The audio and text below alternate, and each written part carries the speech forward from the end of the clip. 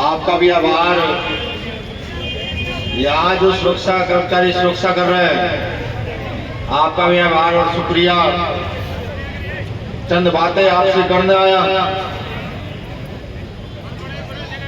वो बातें करने आया हूँ जो भारत की राजनीति के राजनेताओं को करनी चाहिए।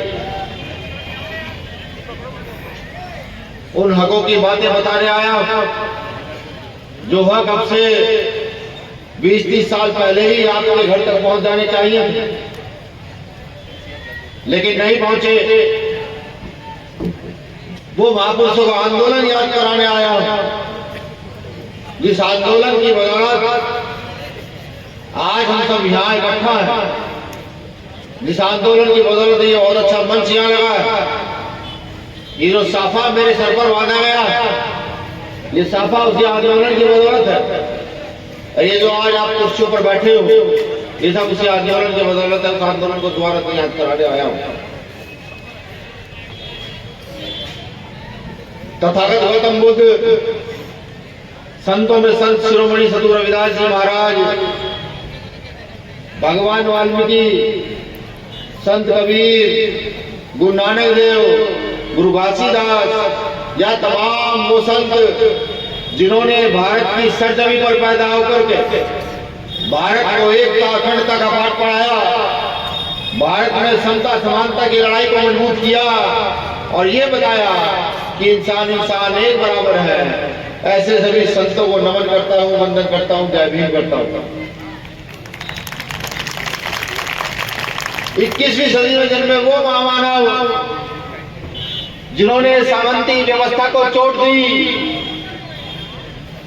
जिन्होंने बार बार ये कहा कि आडंबर से इंसान नहीं चल सकता, जिन्होंने बार बार ये याद कराया कि हम धर्म प्रधान देश के लोग हैं, जिन्होंने बार बार वैज्ञानिक विधि के तहत लोगों को जागरूक किया, जिसमें छत्रपति साहू जी महाराज जिन्होंने आरक्षण देने का काम किया, महात्मा ज्योतिबा फूले जिन्होंने शिक्षा की अलग ज्योति जगाई, पेरियार नरहरि सिंह यादव, ईवी पेरियार, रामास्वामी नायकर, नारायण गुरु, महात्मा अय्यंगाली, डॉक्टर बाबा साहब अम्बेडकर और मान्यवर काशीराम, इन सभी 21वीं सदी में जन्मे महानायकों के नमन वंदन करता हूँ, जय भीम पेश करता हूँ। अब जिस देश में महिलाओं को लगातार तिरस्कार की निगाह से देख, जहां धार्मिक किताबें लिखी गई तो वहां भी महिलाओं का तिरस्कार लिखा गया।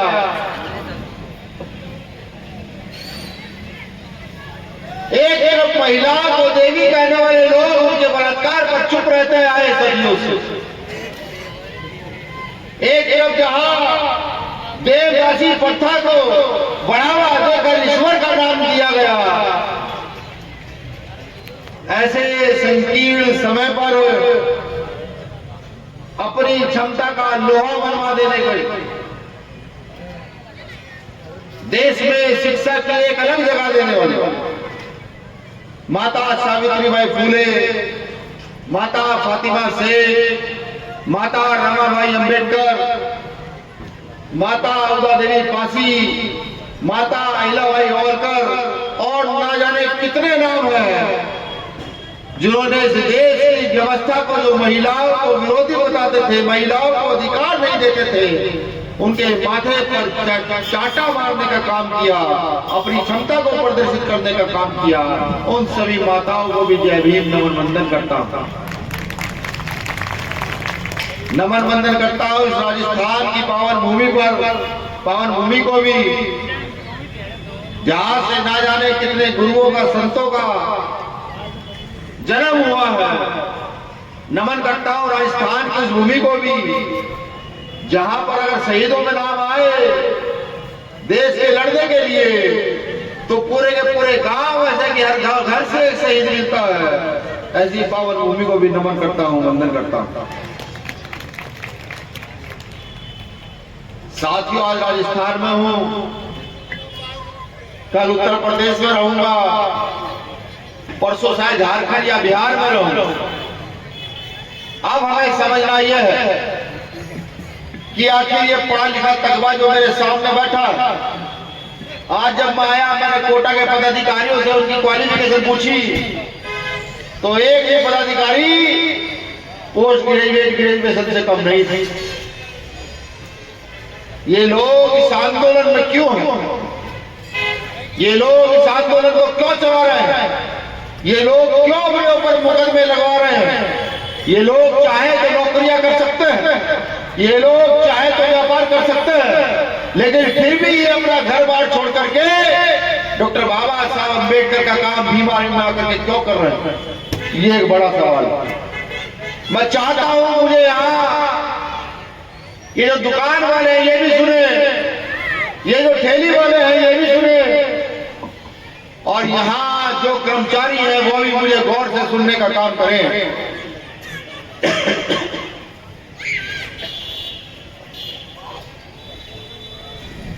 साथियों, 26 जनवरी सन 1950 से पहले इस देश में सामंती व्यवस्था का राज था, राजशाहों का राज था।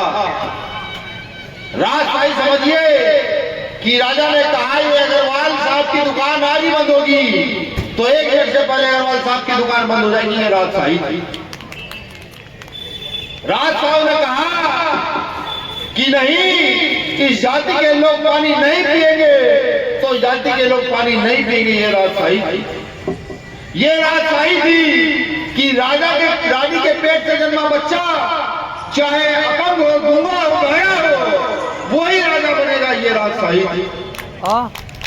लेकिन डॉक्टर बाबा साहब अम्बेडकर के अथक प्रयासों के बाद, बहुजन महापुरुषों के आंदोलन के बाद 26 जनवरी 1950 को इस देश को संविधान मिला। जिस देश के उस देश के संविधान में एक व्यवस्था मिली, लोकतंत्र की व्यवस्था, राजा बनाने की व्यवस्था। उसी संविधान के अंदर आपको समानता का अधिकार मिला, धार्मिक समानता का, शैक्षिक समानता का, राजनीतिक समानता का, आर्थिक समानता का अधिकार उसी संविधान के अंदर 26 जनवरी 1950 को आपको मिला। संविधान लागू हुआ। लागू होने के बाद सामंती व्यवस्था के लोगों ने दिन पर दिन अन्याय अत्याचार किए। समय समय पर लोग खड़े हुए, लोग खड़े होते रहे, अत्याचार कम होते रहे। लोग खड़े होते रहे, अत्याचारों का जो स्तर था वो घटा। लोग खड़े होते रहे, अपनी आवाजों को बुलंद करते रहे। लेकिन सोचकर अफसोस जब होता है कि जापान के अंदर अमेरिका हमला करता है, परमाणु बम गिराता है, जापान 5 से 7 साल के अंदर उठकर फिर खड़ा हो जाता है। लेकिन हम 26 जनवरी 1950 के बाद से आज तक इस देश की जाति व्यवस्था को नकार कर, इस देश की सामंती व्यवस्था को नकार कर नहीं खड़े हो पाए। हम वहीं के वहीं फंसे रहे। जब हरियाणा जाता हूँ देखता हूँ कि एक से एक बच्चा, गरीब बच्चा खिलाड़ी है, टॉप का कबड्डी का खिलाड़ी है, लेकिन मौका नहीं।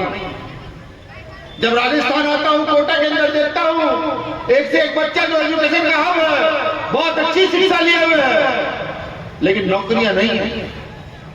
जब अलग अलग प्रांतों में जाता हूँ देखता हूँ वहां की व्यवस्था किस प्रकार से छिन्न भिन्न, दुख होता है। आखिर क्या फायदा ऐसी जवानी का, क्या फायदा ऐसी शिक्षा का जो वहां की जनता के काम ना आ सके, वहां की व्यवस्था के काम ना आ सके, जो वहां की व्यवस्था को ना बदल सके। बड़ा सवाल यह है कि व्यवस्था बदली कैसे जाएगी, इस व्यवस्था को बदलेगा कौन, इस व्यवस्था के लिए लड़ेगा कौन, ये बड़ा सवाल है। 26 जनवरी सन 1950 को देश को संविधान तो मिला, संवैधानिक आजादी तो मिली, लेकिन राजनीति में सामंती व्यवस्था जो तो स्थापित रही। आज आप देखिए जाकर के कि विधायक के बेटे को अगली बार विधायक बनने का मौका मिलता है, मुख्यमंत्री के बेटे को मंत्री बनने का मौका मिलता है। अगर उनसे सवाल किया जाए कि आप काम क्या करते हो, तो वो कहते हैं हम आपके लिए आवाज उठाते हैं।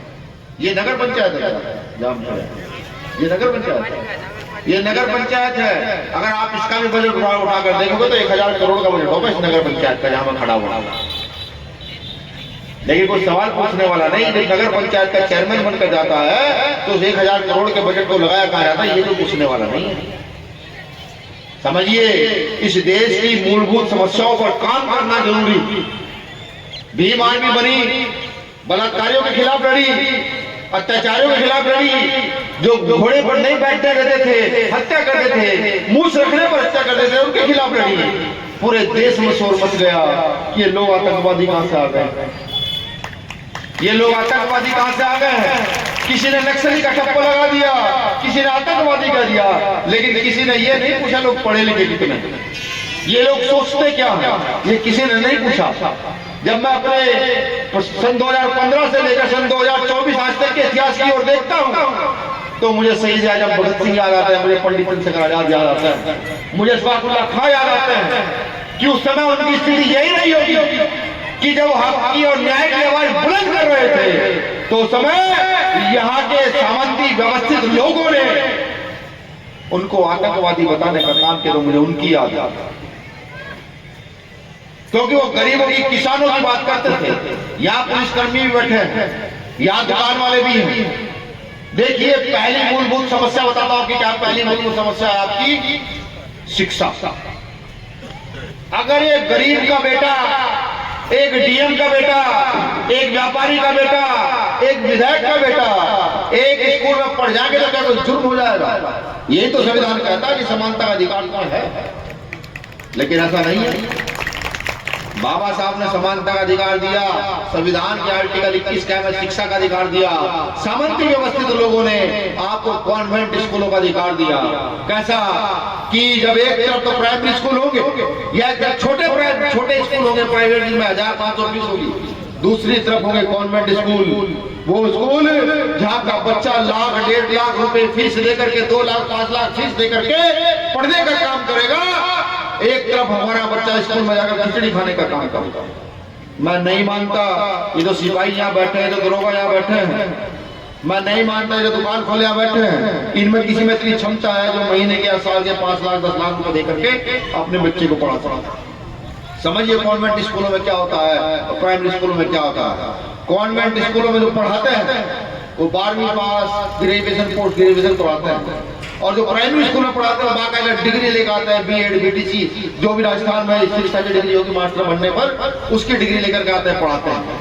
लेकिन उन कॉन्वेंट स्कूलों में आपके बच्चों को सिखाया जाता है, वहाँ इंग्लिश हिंदी सारे सब्जेक्ट के साथ साथ आपके बच्चों को भाषण देना भी सिखाया जाता है। मैं बोल रहा हूँ आपके बच्चों को तैरना भी सिखाया जाता है, आपके बच्चों को सिंगिंग सिखाई जाती है, आपके बच्चों को डांसिंग सिखाई जाती है। उधर दूसरी ओर वही शिक्षा में उसी प्रकार के स्कूलों में आपके बच्चों को खिचड़ी देनी खानी सिखाई जाती है, और सुबह से लेकर शाम तक क्या वहां पढ़ाया जाता है सब जानते हैं। क्या आप नहीं चाहते? ये व्यापारी नहीं चाहते, ये पुलिस के कर्मचारी नहीं चाहते, यहाँ गवर्नमेंट कर्मचारी नहीं चाहता, क्या मजदूर किसान नहीं चाहता कि एक जैसी व्यवस्था हो, एक जैसे स्कूल हो, सबके बच्चे वहां पढ़े, और अगर एक सिपाही का बेटे में क्षमता है तो डीएम बनने का काम करे, और एक रिक्शा चलाने वाले के बेटे में क्षमता है तो इस प्रदेश का मुख्यमंत्री बनने का काम करे? क्या नहीं चाहते? यही व्यवस्था बदलने के लिए बीमारी का जन्म हुआ है, और इस व्यवस्था को जय भीम चिल्लाने से व्यवस्था नहीं बदलेगी। सुनो सिर्फ गौर से, इस व्यवस्था को बदलने के लिए ही भीम आर्मी के लोगों का जन्म हुआ, और ये चुनौती है, हम इसको बदल कर दिखाएंगे। हम डॉक्टर बाबा साहब अम्बेडकर के लोग हैं, या तो मर जाएंगे लड़ते लड़ते, वरना इस व्यवस्था को छिन बिन कर तोड़कर एक जैसी व्यवस्था कर चले जाएंगे। दूसरी व्यवस्था क्या बदलनी चाहिए? रोटी को जानवर भी अपने बच्चे को खिला रहा है।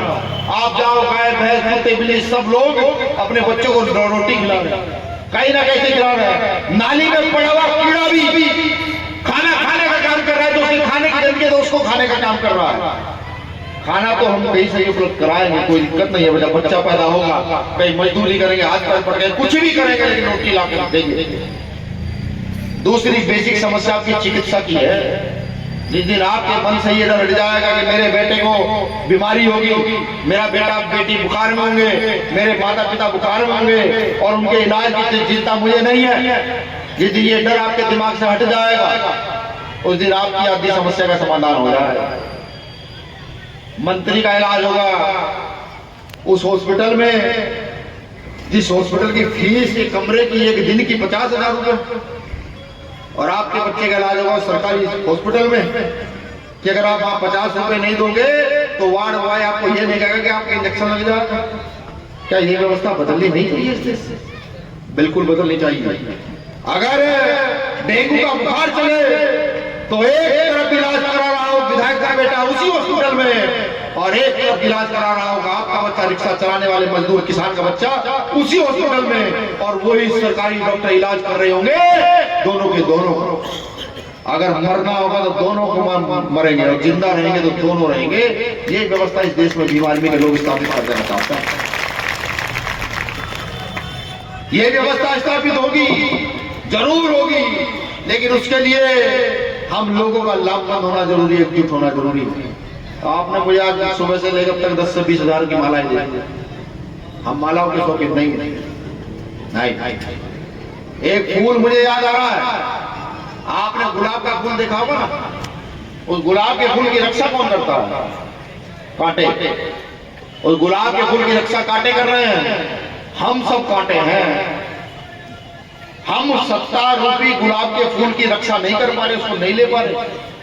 हम कभी जाकर के गेंदे के फूल की रक्षा करते हैं, कभी जाकर गुड़हल के फूल की रक्षा करते हैं, कभी जाकर किसी के फूल की रक्षा करते हैं। हम कभी यहाँ पर सत्ता भारतीय जनता पार्टी को देते हैं, कभी सत्ता कांग्रेस को देते हैं, लेकिन यहाँ शोषित वंचित वर्ग के लोग, यहाँ व्यापारी किसान मजदूर वर्ग के लोग कभी ये सोचते हैं क्या कि आपके बेटों को जाकर सत्ता में बिठाओ तो वो सही निर्णय कर पाएंगे कि गन्ने का मूल्य क्या होना चाहिए, गेहूं का मूल्य क्या होना चाहिए, चना किस रेट मिलेगा, क्या वो लोग कर पाएंगे? या फिर मंत्री का बेटा बैठ कर पाएगा?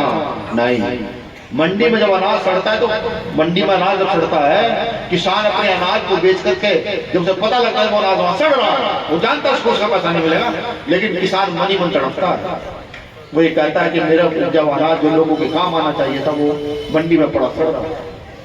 ये सब सरकार का खेल है। इस चक्रव्यूह को समझने का काम कीजिए। इस चक्रव्यूह को समझ जाओगे तो आने वाली नस्लों को मुंह दिखाने लायक रह जाओगे, और अगर इस चक्रव्यूह को नहीं समझोगे तो आने वाली नस्लें तुम्हें ये कहेंगी जब तुम जिंदा थे और यहाँ पर ये सब कुछ हो रहा था तो तुम क्या कर रहे हो। राजस्थान का प्रशासन भी मुझे लगता है कि ज्यादा निरंकुश, सरकार बीजेपी की हो सकती है, लेकिन तंत्र यहाँ जनता का ही है। और अगर प्रशासन के दिमाग में ये चर्बी चढ़ रही हो कि नहीं वो मन मुताबिक काम करेगा तो भ्रम दूर रखे। मध्य प्रदेश के प्रशासन को भ्रम था, दिल्ली के प्रशासन को भ्रम था, यूपी के प्रशासन को भ्रम था, महाराष्ट्र के प्रशासन को भ्रम था निकाला, और यहाँ के प्रशासन को भी भ्रम था। जयपुर में निकाला था एक दिन पिछले साल, ताकतवर निकाला था, और ये कहकर निकाला था गलत करोगे तो तबियत ठीक करेंगे, निकलने की जगह नहीं छोड़ेंगे। यहाँ के एडीएम साहब से मेरा एक निवेदन है, अब मैं उनको आर्टिकल समझाऊं, संविधान पढ़ाऊं, ये उचित नहीं लगता। पीसीएस अधिकारी है यहाँ एक योगेंद्र सिंह नरवाल, जिनके पास रहने के लिए उतने गरीब है, जमीन जायदाद कुछ नहीं। यहाँ कोई मुर्दघाट था जहाँ पोस्टमार्टम हुआ करता था, वो बिल्कुल बेकार स्थिति में पड़ा था। वो उस व्यक्ति ने ठीक करा करके वहां पर माँ बाप को बच्चों को रहने का ठिकाना करे। ठंड बहुत है यहाँ रही है। अब भीम आर्मी का कार्यकर्ता है, भीम आर्मी का कार्यकर्ता खपता नहीं है, चाहे उसके पास रोटी खाने बनाओ, लेकिन सामने वाले को पता लग जाए कि इस भीम आर्मी का कार्यकर्ता है तो सारा तंत्र उसके खिलाफ हो जाता है। वो जो पोस्टमार्टम हाउस का एक कमरा था जिसका कोई यूज नहीं था, जो जू का तो पड़ा था, वो उस व्यक्ति ने ठीक करके उसमें रहने की व्यवस्था जा कर ली। प्रशासन से लेकर मनवादी व्यवस्थित लोगों के दिमाग खराब हुए। भीम आर्मी कार्यकर्ता कैसे रहेगा? उस गरीब को वहां से निकाला गया, वो एडीएम कार्यालय वहां धरने पर बैठा रहा। एडीएम महोदय उसके रहने की व्यवस्था कीजिए, ये जिम्मेदारी है। अगर कहीं उसको कुछ हो गया तो आर्टिकल 7 और आर्टिकल 21 दिमाग में डाल लीजिएगा। यहाँ आऊंगा और ऐसी बुद्धि ठीक करके जाऊंगा कि आप ढूंढते फिरोगे कहीं कोई गरीब ठंड में पड़ा तो नहीं है।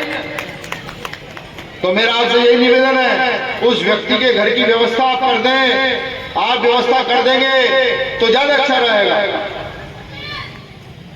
इस देश की गंदगी अगर हम एक दिन साफ ना करें, गंदगी तो समझता है ना, गाय गोबर लैट्रिन कूड़ा करकट पता नहीं क्या क्या, अगर हम एक दिन गंदगी साफ ना करें तो देश में बदबू हो जाएगी पूरे। और मुझे लगता है कि मेरा जो सफाई कर्मचारी का परिवार है वो अपनी क्षमता भूल गया है, वो ताकत थोड़ा सी भूल गया है। 3 महीने हो गए ना, हाँ 3 महीने से जो 6,000 रुपए नौकरी मिली थी वो भी नहीं दी। सीधी बात है, किसके दादा डीएम साहब करेंगे, एसडीएम साहब करेंगे? एसडीएम साहब, भाई एसडीएम साहब इसे भी देख लो, अगर एसडीएम साहब 1 हफ्ते 10 दिन में निस्तारण नहीं करते तो अपने रेड़े उठा कर एसडीएम साहब क्या लेके जाना, भरकर गटर खोलकर रेड़े भरकर वहां लेके जाना, और अगर शर्म आई तो मुझे बताना, मैं लेके चलूंगा उस रेड़े को एसडीएम साहब के यहाँ। जब हमारे बच्चे भूखे मरेंगे, हमारे बच्चों को शिक्षा नहीं होगी, घर नहीं होगा, तो किसी अधिकारी कर्मचारी घर में सबको सोने नहीं देंगे, ये बात जान लीजिए। मैं पहले बताया राजस्थान है, यहाँ तो मूस रख लोगे, मूस में ताव दे दोगे ऐसे करके तो आपकी पीट पीट हत्या कर दी जाएगी। अभी बाड़मेर का वीडियो मैंने देखा, उस बच्चे को इतनी बुरी तरीके से मार रहे हैं, एक आदमी टांग में एक डंडा फंसाकर पूरी ताकत से खींच रहा है, रस्सियों से बांध के खींचा जा रहा है।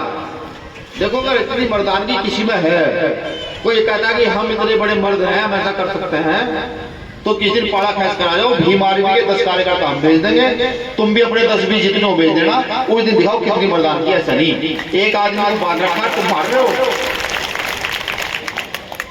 ये मर्दानगी होती है जो हम कह रहे हैं, खड़े होकर खुली चुनौती के साथ। प्रशासन सरकार इन पर अंकुश लगाए, अगर नहीं अंकुश लगाएगी तो जिस दिन हम सत्ता में होंगे, ये बात मुझे कहनी नहीं चाहिए लेकिन फिर भी कह रहा हूं, जिस दिन सत्ता में होंगे एक स्पेशल आयोग गठन कर दिया जाएगा इस चीज का कि जो इस प्रकार की घटनाएं करेंगे उनकी आने वाली नस्लों तक को देना पड़ेगा, जेल से बाहर नहीं निकलने देगा, ऐसा आयोग का गठन कराया जाएगा। यहाँ एक बहन अध्यापिका हेमलता बैरवा, जिन्होंने 26 जनवरी के दिन माता सावित्रीबाई फुले की फोटो अपने स्कूल में लग दी, टीचर है आप, क्योंकि वो जानती है कि उनको पढ़ाई का अधिकार माता सावित्रीबाई फुले की वजह से मिला, तो उन्होंने रख दी। बड़ा बवाल हुआ, पूरे देश में हाहाकार मच गया, उस गांव के लोगों ने कहा तुमने कैसे रख दी, उन्होंने समझाया कि ये शिक्षा की देवी इसलिए है, इसलिए रख दी। सस्पेंड किया गया, वो बहाल हो गई, 11 महीने से उनकी तनख्वाह नहीं मिली है। कलेक्टर महोदय से मेरा निवेदन, भाई ऐसा मत करो कलेक्टर साहब, 11 महीने उस बच्ची को धक्के खाते हुए हो गए, वो लगातार पढ़ा रही है, और अगर उसका आप आएगा काम का भी उसको पैसा नहीं दोगे तो ये गलत हो जाएगा। हम आंदोलन के लिए उतरेंगे, या तो आप इसे करें, वरना जयपुर को बहुत जल्द बंद करने का काम किया जाएगा।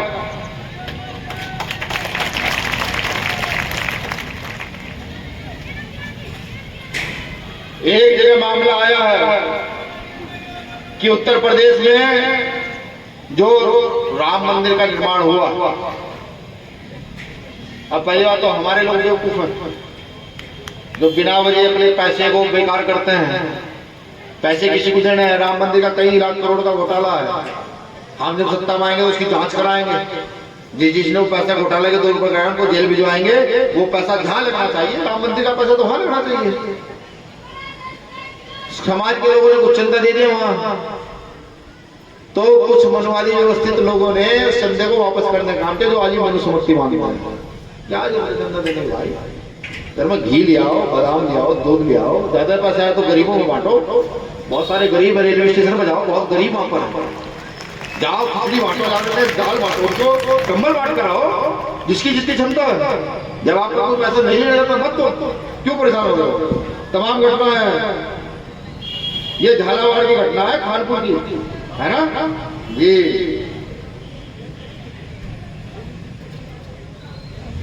एक हमारे एसपी के जिला अध्यक्ष हनुमान बोध के घर पर फायरिंग की गई है, नहीं इसी जिले का है ना, कोटा जिले के।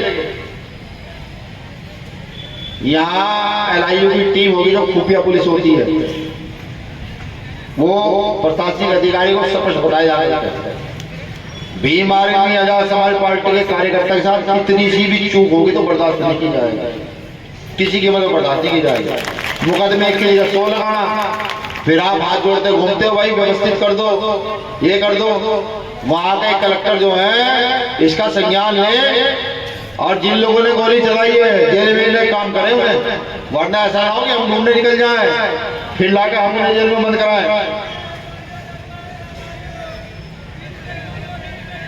भाई कनवास का क्या मामला है?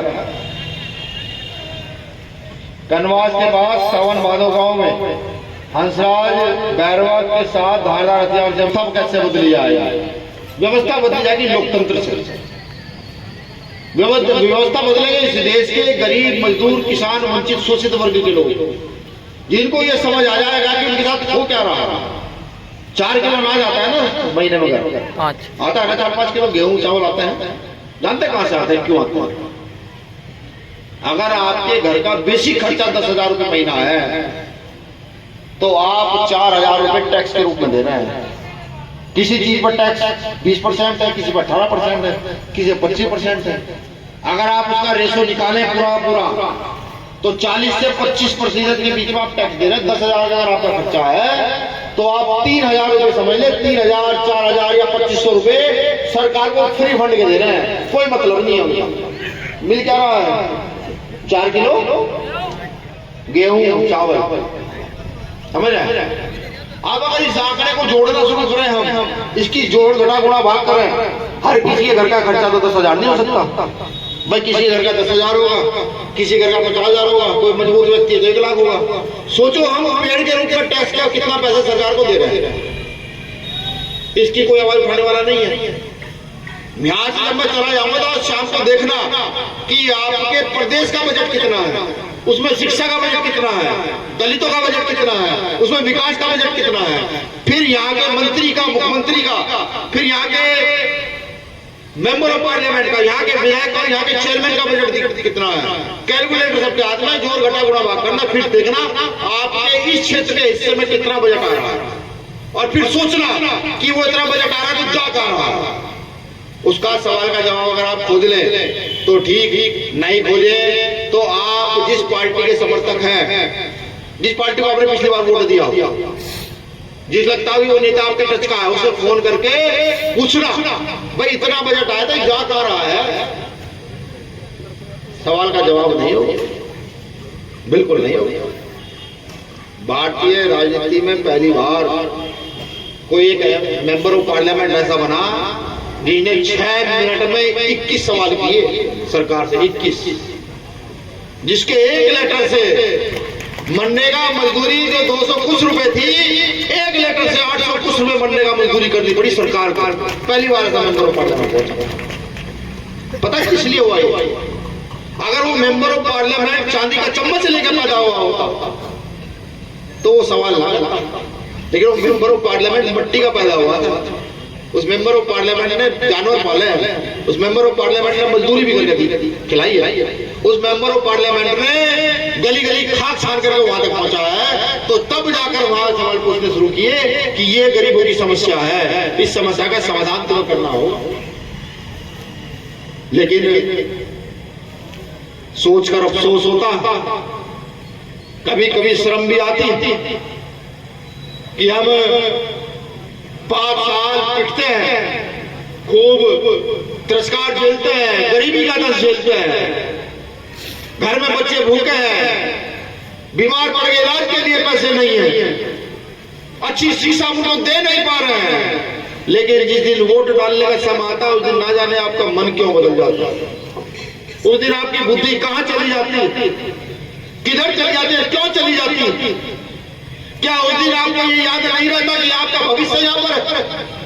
क्या उस दिन आपको बाबा साहब अम्बेडकर का संघर्ष याद नहीं आता, जिन्होंने अपने बच्चों की कुर्बानियां दे करके, अगर बाबा साहब चाहते तो विदेश जाकर बच जाते, सारा जीवन उनका सुरक्षा हो जाता, लेकिन नहीं गए। वो तुम लोगों के लिए लड़े मरे, यही खपे, सबको अधिकार दिए। क्या नहीं चाहते व्यवस्था बदले? क्या आप लोग नहीं चाहते अपना बच्चा अच्छे स्कूलों पढ़े? क्या आप नहीं चाहते कि आने वाला समय इस देश का खुशहाल समय होगा? अगर नहीं चाहते तो 404 साल 364 दिन रोते रहो, पिटते रहो, छिपते रहो, रेप देखते रहो, त्याग देखते रहो, जाते 10 झेलते रहो, और 4 साल 365वें दिन जाकर वोट दो उन्हीं लोगों को जो तुम्हारा शोषण करते हैं। और अगर चाहते हो परिवर्तन हो चाहते हो व्यवस्था बदले और चाहते हो कि नहीं गरीब शोषित वंचित वर्ग के लोगों को भी अधिकार मिले, तो 4 साल 364 दिन मजबूती से काम करो और अपने बीच के लोगों को चुन करके आगे भेजने का काम करो। ना ये कैग बनाकर भेजने का काम करो। तुम्हें इसलिए भेजा जा रहा है तुम हमारी समस्याओं का वहां जाकर समाधान करो। मालिक आप हैं, यहां मुख्यमंत्री मालिक नहीं है। आप जिसे चाहे मुख्यमंत्री बना दे, जिसे चाहे विधायक एमपी बना दे, बस सुधरना आपको है। जिस दिन आप सुधरे वो लोग अपने आप ही सुधर जाएंगे। अगर वो आपका काम नहीं करेंगे तो जूता भी हाथ में रखिए, स्वागत के लिए आइए, ये तैयार है। बिल्कुल निसंकोच कहता हूं, बिल्कुल रखिए। कह दीजिए काम हमारा करोगे तो भेजेंगे, नहीं तो किसी और को चुन करके भेजेंगे। ये जब तक व्यवस्था कायम नहीं करोगे तो काम चलेगा नहीं। यहाँ के पूर्व प्रधानमंत्री चौधरी चरण सिंह की एक लाइन मुझे याद आती है। उनका एक कोट है, वो लिखते हैं कि भारत की उन्नति का रास्ता भारत के खेतों खलिहानों से होकर गुजरता।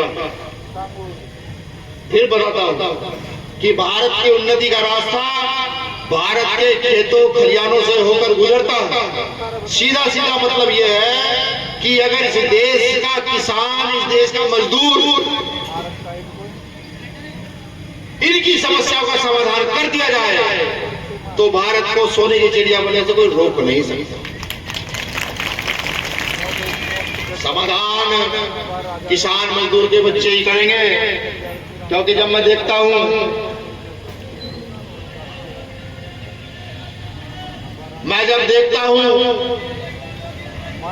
फौज की ओर मेरे बहुत सारे मित्र फौज में, मैं देखता हूं तो किसान के बच्चे, ये छोटे व्यापारियों के बच्चे, मजदूरों के बच्चे फौज में गोली खाने का काम करते हैं। जब मैं देखता हूं यहाँ भी जो आपके यहाँ पुलिस है, अगर आप सर्वे करा कर देखें तो उन्हीं किसान मजदूरों के बच्चे तैयारी करते मिलेंगे, वही लोग पुलिस में जाएंगे, वो तरक्की के लिए झटपटाते हैं। अब हमारा काम क्या हमें लोकतंत्र का सही मतलब सरकार को बताना है। उनको कहना है कि 5 साल में एक बार आके काम नहीं चलेगा, कि तुम सफेद कुर्ता पजामा कलम पहन कर आओगे और आप हमें अच्छा भाषण दोगे और फिर 4 साल 364 दिन आकर नहीं देखोगे। उनको ये बताना है नहीं, अब नेता अपने बीच का खड़ा करेंगे, नेता खड़ा करेंगे तो चंद्रशेखर आजाद और अनिल जैसवाल जैसा नेता खड़े करेंगे। ये उनको बताना है।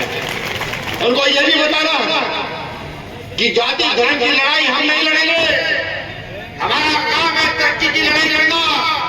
हमें डॉक्टर अम्बेडकर तरक्की का रास्ता लेकर के गए हैं, उन्होंने हमें यही आदेश दिया है, खुद की तरक्की करो, अपने साथ रहने वालों की तरक्की करो, अपने क्षेत्र की तरक्की करो, अपने प्रदेश और देश की तरक्की करो। ये बात जवाब देना बहुत शुरू कर दी, व्यवस्था बदल जाए, व्यवस्था हिल जाए। सबसे बड़ी देखिए ताकत बीमारी के पास क्या है, जिस प्रचार को करने के लिए ये सही नहीं चल रहा, जिस प्रचार को करने के लिए भारतीय जनता पार्टी के लोग लाखों करोड़ों रुपए खर्च करते हैं, जिस प्रचार को करने के लिए कांग्रेस ना जाने कितना पैसा खर्च करती है, ये जो मेरा परिवार यहाँ बैठा हुआ है, अगर ये चाहे इस प्रचार को 1 साल सही से कर जाए, शाम को मजदूरी के बाद 1 घंटा निकल जाए और कह दे कि नहीं भीम आर्मी का कंधा मजबूत करना, समाज पार्टी का कंधा मजबूत करना, तो वो काम हमारा बिना पैसे के हो जाए। काम में किसी के पैसे की जरूरत नहीं है। अगर ये मेरा परिवार निकल जाए, बातें कहने के लिए इतनी सारी कि बताना शुरू करूं तो समझ नहीं आता खत्म कहां हूं। बस इतना कहूंगा कि एकजुट होइए, देश की अस्मिता की बात है, देश की व्यवस्था को बचाने की बात है, समाज की व्यवस्था को बचाने की बात है। गरीब मजदूर किसान शोषित वंचित सब इकट्ठा हो और यहाँ की सामंती व्यवस्था को जवाब दे, यहाँ के उन आरएसएस के लोगों को भी जवाब दे जो यहाँ जाति धर्म के आधार पर बंटवारा करते रहते हैं, जो यहाँ लगातार हिंदू मुस्लिम की बात करते हैं। जब वो इस प्रकार की बात करें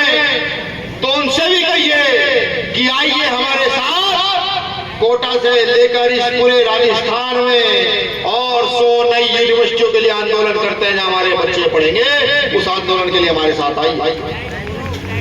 जब कोई हिंदू मुसलमान की बात करे तो जो कई आई है पूरे राजस्थान में और 200 पीजीआई खुलवाने की बात करते हैं, मेडिकल इंस्टीट्यूट खुलवाने की बात करते हैं, 100 इंजीनियर कॉलेज खुलवाने की बात करते हैं, 100 IAS एकेडमी खुलवाने की बात करते हैं, जहां हमारा बच्चा पढ़ करके इस देश की रक्षा, सुरक्षा, व्यवस्था, आर्थिक व्यवस्था में अपना समर्पण स्थापित करेगा। ये कहिएगा।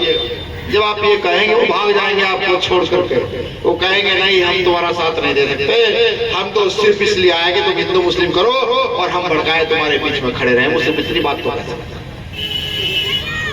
आजाद समाज पार्टी की लड़ाई को समझिए क्या। मेरे बखूबी याद है चंद्रशेखर भाई जब MP बने, मैंने 6 दिन के बाद रात को 2 बजे उन्हें फोन कर दिया। अब क्योंकि हम मित्र भी है, मैंने पूछा भाई क्या हाल है? भाई ठीक। हमने पूछा काम कैसा चल रहा है? क्या भाई जब से MP बना हूं, जब MP नहीं था तो 12 बजे सो जाता था, अब MP बना हूं तो 4 बजे तक काम करना पड़ता है और सुबह 6 बजे 7 बजे फिर उठ जाना पड़ता। समझिए, इस व्यवस्था को चलाने वाला अगर व्यक्ति MP बन जाए तो भी उसे सकून नहीं है, तो भी उसे रात दिन काम करना है, तो भी इसको व्यवस्था बदलने के लिए लगातार लड़ते रहना। अब मेरा आखिरी सवाल आपसे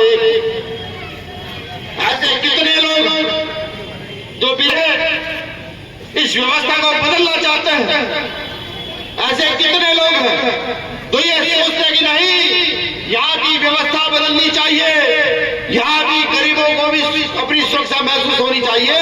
वो लोग ईमानदार से हाथ खड़ा करके मुझे बता दें। गलत हाथ खड़ा मत कीजिएगा। जिसका मन हो इस व्यवस्था को बदलने के लिए वो व्यक्ति हाथ खड़ा कीजिएगा। तो आपको मेरे साथ एक प्रण भी और लेना होगा। आज का दिन छोड़ करके कल से हर रोज 1 घंटा शाम को बीमार में आजाद समाज पार्टी के प्रचार के लिए निकलना होगा। जाकर बताना होगा हमारे नेता ये काम कर रहे हैं, हमारे नेता ये काम कर रहे हैं, जय ये काम कर रहे हैं, ये जाकर के बताना होगा। और ये वादा आप खुद से कीजिए, मुझसे मत कीजिए। ये वादा कीजिए आप खुद से और ये सोचकर कीजिए कि आप आने वाली नस्लों के लिए ये काम कर रहे हैं, अपने लिए काम आप नहीं कर रहे हैं। ये वादा कीजिए। जब आप खुद से वादा करेंगे तो मैं लिख कर देता हूं कि अगर एक बार व्यवस्था राजस्थान की भी आर्मी के लोगों के हाथ में आई, आजाद समाज पार्टी के लोगों के हाथ में आई, तो मैं ये तो नहीं कहूंगा कि जीवन बदल दिया जाएगा। हाँ, जो कई लाख करोड़ रुपया नेता भ्रष्टाचार का खाते हैं ना, कई लाख करोड़ रुपया भ्रष्टाचार का जो खाया जाता है रिश्वत के नाम पर, कि यहाँ पर सड़क का ठेका दिया गया 1 लाख रुपए का, तो एक अधिकारी कहता है 20,000 का मेरे घर दे करके जाना, उसको बंद कर दिया जाएगा। ये आप लिख लीजिए। रिश्वत लेने वाले की रूह कांप रही, ये लिख लीजिए। आपके क्षेत्र की उन्नति कैसे होगी ये आप देखिएगा। आपके शिक्षा चिकित्सा की व्यवस्था को बदल कर रख दिया जाएगा। इस देश की तरक्की कैसे होगी, राजस्थान की तरक्की कैसे होगी, ये बता दिया जाएगा। अब एक महत्वपूर्ण सूचना, क्योंकि मैं कल जब से आया लगातार राजस्थान की घटनाएं मैं देख रहा हूं। बाड़मेर की घटना को देखकर दिल दहल गया। यहाँ जो मैंने परिवार देखा कि वो घर नहीं है, उसको गुर्दा घाट से भी निकाल दिया गया, तो दिल दहल गया। 10 फरवरी 7 तारीख तय की है जयपुर में आंदोलन। 10 को बहुजन महापंचायत होगी। सारे बहुजन संगठनों को आमंत्रण समझिए। उस प्रत्येक व्यक्ति को आमंत्रण है जो संविधान में विश्वास रखता है, गैर बराबरी की व्यवस्था को तोड़ना चाहता है। उस प्रत्येक व्यक्ति को निमंत्रण है जो चाहता है कि इस देश की व्यवस्था बदले। वो 10 फरवरी को जयपुर पहुंचने का काम करे। 10 फरवरी को प्रचार करने का काम कीजिए। 10 फरवरी को कहना शुरू करो कि चलो जयपुर, चलो जयपुर, बहुजन महापंचायत करेगी बीमारी। शुक्रिया। जय भीम, जय भारत, जय संविधान। मैं